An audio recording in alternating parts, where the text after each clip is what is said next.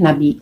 Hal demikian dipergunakan oleh kaum Yahudi untuk menyebarkan hasutan-hasutan kepada penduduk Madinah bahwa kemenangan kaum muslimin itu hanyalah kabar bohong. Mereka berkata di kampung-kampung, sesungguhnya Muhammad yang terbunuh dan pengikutnya bubar melarikan diri. Lihatlah unta yang biasa dikendarai Muhammad itu kini telah datang dengan dihalau oleh budaknya. Kita masing-masing tahu kalau Muhammad masih hidup dan mendapat kemenangan, niscaya untanya itu dikendarainya sendiri, bukan? Karena kita mengetahui bahwa unta itu selamanya tidak akan berpisah dengan dia.